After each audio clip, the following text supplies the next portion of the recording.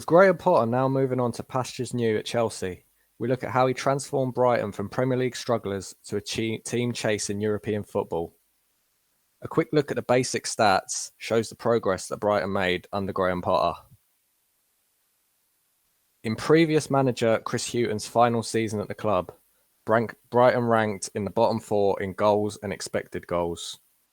In terms of goals conceded and XG against, their ranks only improved to 14th and 15th respectively. As a result, Brighton finished just above the relegation zone in 17th place, just 2 points clear of safety. Under Potter, those numbers improved significantly. Though Brighton have still struggled to score goals consistently, in terms of XG, they are a mid-table side. The bigger improvements have been made defensively. Last season, only 5 teams conceded fewer goals in the Premier League. This was no fluke, as evidenced by their XG against, which ranked 6th best and had peaked the season before, where they ranked 3rd best at the end of the season. What was different about Potter's Brighton? Let's start defensively, where the Seagulls made their biggest gains.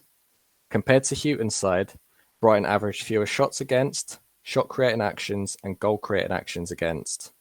Most of these stats peaked in the 2020-21 season, where Brighton were a top 4 side by most of these defensive metrics. A big reason for this was that they were much less passive out of possession than they were under Chris Hughton. They averaged less presses per game under Potter, owing to the fact they owned much more possession. However, year to year they were more successful in their pressing to win possession. We can also see the breakdown of where their pressing took place, and can see that a far greater percentage of their presses were happening in the attacking third under Potter, and less in the defensive third. A quick look at some key passing stats shows the consequences of their commitment to possession.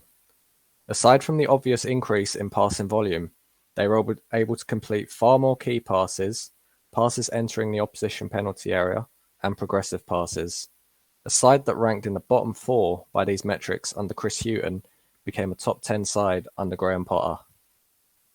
Further evidence of Brighton's newfound positivity is found when examining the areas where they and their opponents possessed the ball. As well as more touches and penalty area carries, more of Brighton's possession was taking place in the attacking third and less in the defensive third. When out of possession, the inverse is true.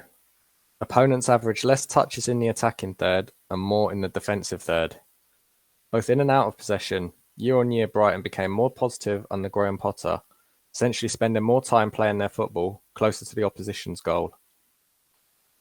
Inheriting a Brighton side which under Chris Hughton was anemic in the chance creation department, Brighton's more positive approach under Potter reaped some obvious rewards. A side that ranked in the bottom 3 in shots, shot-creating actions, and goal-creating actions under the former became a top 10 side in terms of shots and shot-creating actions. They did continue to find it difficult finding the back of the net, however, only managing to climb to a high of 13th last season in goal-creating actions under Potter. By virtually every attacking and defensive metric, Brighton became a much better side under Graham Potter. Combining this with a positive approach in possession for an all-round impressive style of football.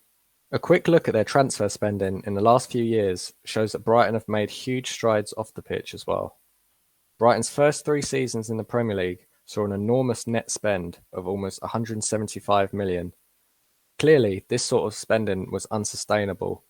Brighton's new success under Potter meant the club were able to cash in on some of their key players and help balance the books somewhat. Key players such as Ben White, Dan Burn, Yves Bissouma and Marc Cucurella have been flipped for a huge combined net profit of around 114 million over the past 2 summers alone. Brighton's impressive start to the season is testament to how their recruitment is effective enough that they can replace these contributions to the team without skipping a beat. Potter also deserves credit for his ability to coach his players up and generate these sorts of returns for the club. Sadly, for Brighton fans, but perhaps inevitably, Graham Potter has been snapped up by a bigger club, in this case Chelsea. Chelsea fans have every reason to be excited, considering the massive improvement Brighton made year on year, even despite losing key players. He's shown his aptitude as a tactician, but bigger club means bigger personalities than he encountered at Brighton, and the scrutiny will be much greater. For Brighton, the club has been impressive in all areas over the past few years, while their new manager Roberto De Zerbi seems to be carefully selected. Hopefully he can build on the superb platform left by Graham Potter.